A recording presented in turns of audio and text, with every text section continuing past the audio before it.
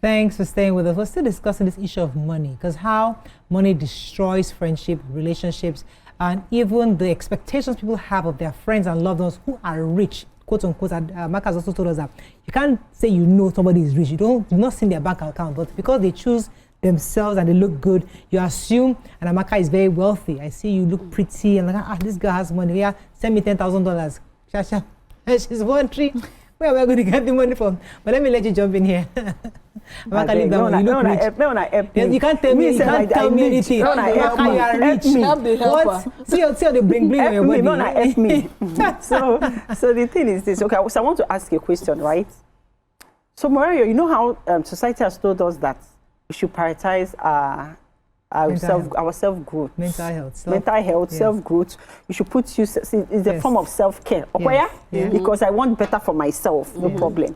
Then they also said that, I don't know who said it, that when you're in a group or in a circle and you're the highest person there, it's time to go because you're stunting your growth. You need to go to another place where you're the smallest so that you can grow and grow again. Motivational speakers That's another one. Yeah. So Maria, I want to ask you people this question. So if I have a circle of friends where I'm the person that has the money. Yes. I'm the person that is giving and helping everybody.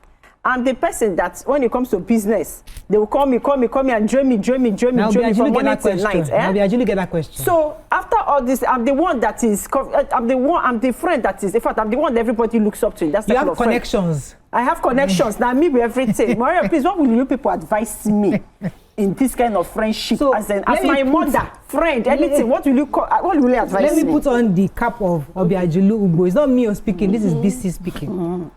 You will need to find, you will still keep your friends, no doubt about it, but you do that, you need to find a new circle of it, because they tell us, not just Obiajulu, I mean, other people say that you have to, once your circle is not what's the word they use, is not serving you. It's time for you to find a new circle. Because the truth is that people are likely to pull you down to that level. And everybody's aspiring. They also want to leave that circle and come to your own circle. So everybody needs something to aspire to. So it's important for you to leave that circle. But it doesn't mean you shouldn't have that responsibility or love towards them. Because your personal growth and career is different from your circle of friends, I think. So show me your friend and I'll tell you who you are. So for you to be in a circle of 5 people, you may not all have 10 billion in your account. I'm sure the kind of friends you have, they are not the ones that all you sit and talk about is gossip people. So in your circle of friends, you have there's something called social capital. So where money is lagging, this person can be your prayer partner. This other person can be the one that gives you the financial advice. This person can be the one who knows one way or a shorter way for you to do it. That you think you have outgrown your friends. It shouldn't be monetary. Wealth shouldn't be based only on money, because you have other things that there are people that you can value they bring to the table. Like somebody in this TVC now, he doesn't like me calling his name. I just called him and things happened. What I could have spent like 200K or more money, he just made a phone call and it happened. That kind of person, you will not say, okay, because you see him in a certain type of way, he's not driving the latest car and all that, he's no longer serving in your people. If you have a circuit, a close circle you call friendship, I think you should be talking about, like the kind of friends I have. We don't sit down to talk about people. We're talking about, okay, I just finished from nursing school, I'm doing this in my farm and this. Okay. That's what we're talking about. Okay. Let me take Odunayo. Come to you, Moyo. Odunayo, thanks for calling. You're live. So I would just say true success humbles is supposed to humble, but money actually feeds the soul. Money feeds the ego, not the soul. So I want a situation. Please let me quickly do the disclaimer before I move on with my thoughts. The people that used to think that because we are on TV, we are acting, we are shaking it on, we are a beg. I remember giving somebody 40K to travel, and the person says, "Is this all? Is this all? 40,000. Like, please, I'm tired. Let me just put it on national TV. I beg. Disclaimer: it's no, we have a life. See you now. Please, why would you give someone 40,000 naira? What is wrong with you? No, the person needed it for transportation. Amaka, you alright? 4,000 is a lot of money. 400,000. What is 40,000? You see, all like the attitude. So number. Let me no problem. So I just feel like according to what Amaka said, I just feel like the person that you are we actually always still manifest itself. Sometimes we suppress it by the state or the situation that we are at the moment. But when we now get the blessing that we have. You know, when you were talking, I just remember something. A friend invited me out to lunch. No, I invited, so we wanted to go for lunch together. So she said, oh, I should come to a restaurant that she picked. And I said, no, come to the restaurant that I picked. So we kept going back. I said, this is my own favorite restaurant. She said, oh, she has her own favorite restaurant. Eventually, we decided to go to my own favorite restaurant. And she came, and both of us were there. So by the time it was time to pay the bill, of course, I was willing to pay the bill. Like, she now said, how much is it? She now saw the figure. I said, oh, no wonder you like it. It's so cheap. Oh, the food is so nice. The food is so cheap. In my mind, I'm like, she spends in dollars, I'm sure. But is the food good? So, the food was really good. And she also acknowledged it was really good. But the point she was trying to make was that you need to come to my own kind of restaurant. Now, to help my own mental health, I said, no, this restaurant, I can vouch for this restaurant. So anytime you and I are going to meet, you will come to my, I refuse. Because I am not ready to go and taste that show. Because she told me the figure of one plate in that restaurant. I understand it. I appreciate it in you. When you and your own friends go for that restaurant, you can pay. But me, Morayo, as I am, I cannot be put on that kind of pressure. So as long as it is me you're talking to, you're going to have it. You will come to this my restaurant. We will have lunch and we'll enjoy it. Exactly. When I feel I am at that level that I can pay this kind of figure for one plate of food, maybe I can consider coming to your restaurant. But I'm not going to allow you force me into your circle. So sometimes we must know who we are and we must be content with where we are. And our friends must understand we are still friends. But my friend must understand that I'm not willing to come that close. It doesn't mean that I'm less of a person. No. So does it, please, I have a question. Does it also boil down to the learning? Because I know that every child is supposed to have a learning year. Like it will define who you are, who your personality should be, how humble you should be, especially if your parents taught you that way. Now, earlier on, you said your dad, the orientation, it took you a long time for you to unlearn it. So at the end of the day, what I want to ask is that if truly you've been taught humility from the get-go, from your parents at a young age, no matter how successful you are, no matter how rich you are, would you still remain humble? Wait, I need to take this call. I need to ask that question. The caller waiting. Good morning, Bookie. Thanks for calling. You're live. Right, good morning. Oh, Victory, go ahead. Yeah. Actually, like your topic speaks. Money actually changes the have within born ego. Do you understand?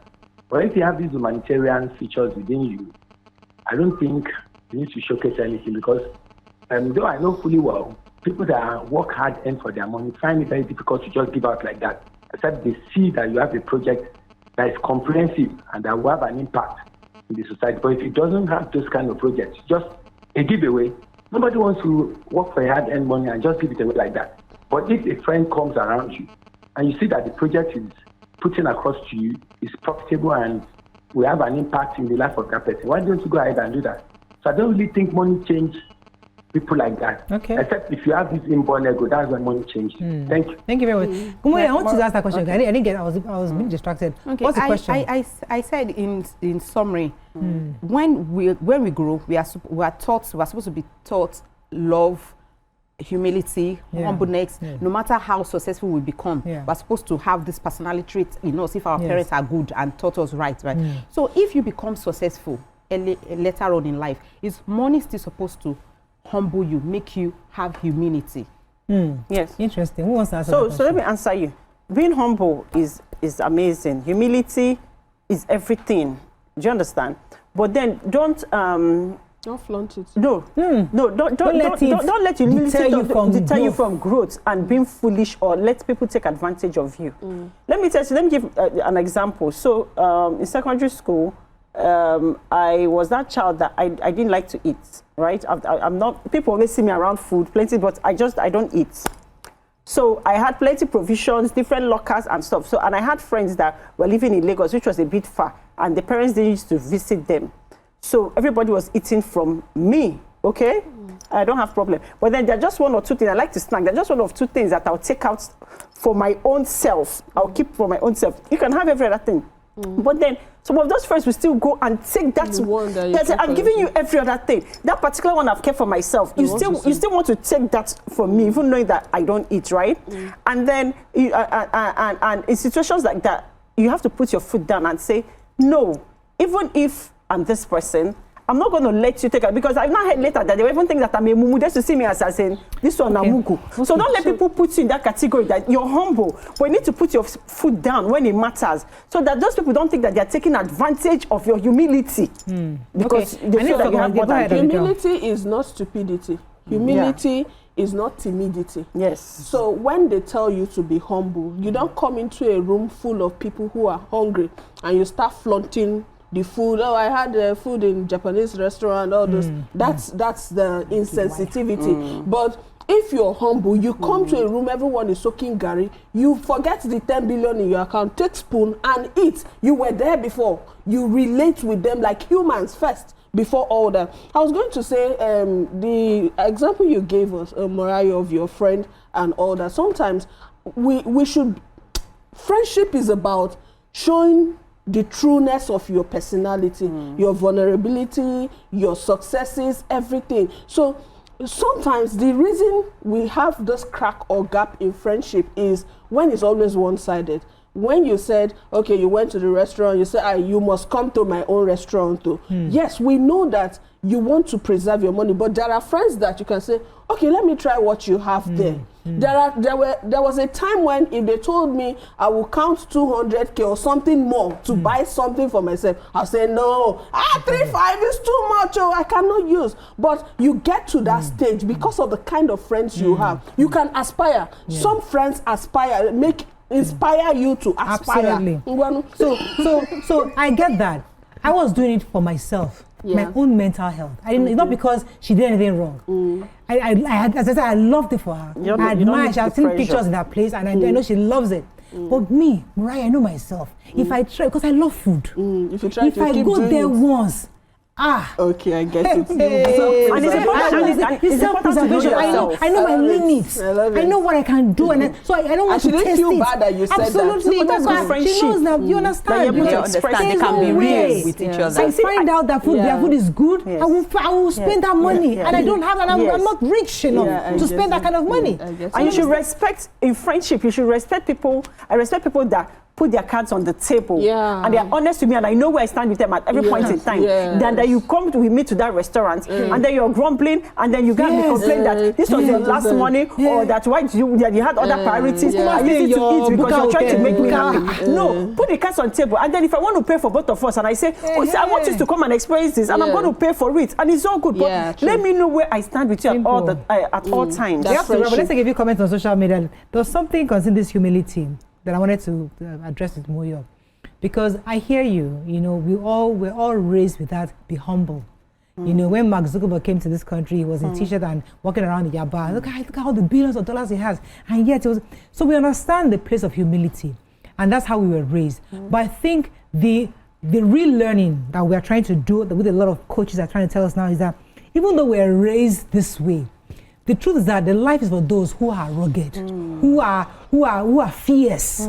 So in being humble, but also we are trying to encourage young people that you need to go out there and fight for what belongs to you. So humility is important, but at the same time you must balance it such that you have enough fierceness for the kind of, because I think it was Pastor Balaji that was saying recently, talking about one tribe over the other tribe. It's not because one tribe is better than the other tribe, but just saying there's a tribe that is somewhat raised to just let's respect. Let us be understanding. There's another tribe was raised that you are your own God. You are your own, you have no master. You are the Lord. You can enter any country, you can conquer, you can be successful, nobody can stop you. So you take a bit from that, you take a bit from here, and then you find a balance. And I think that's what the entire message is. We have to wrap up with. Is there any comments? Hafid's word said, you must drop some friends if they are not adding value to your life. Value is not money. And then can we unpack that for a second? Dropping some friends. And I think Abigail said that earlier. You see, there are different kinds of friends.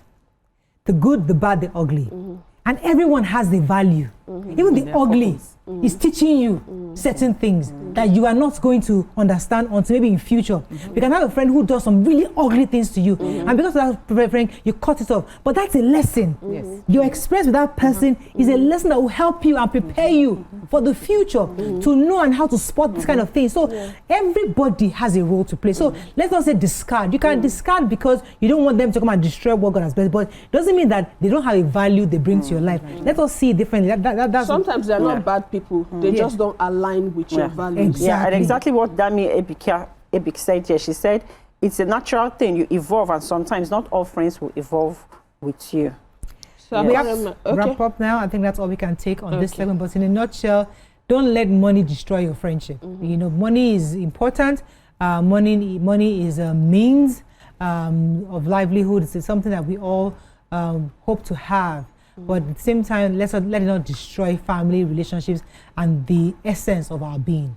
Let's go on a short break. When we come back, we'll bring in our guests to stay with us. We'll be right back.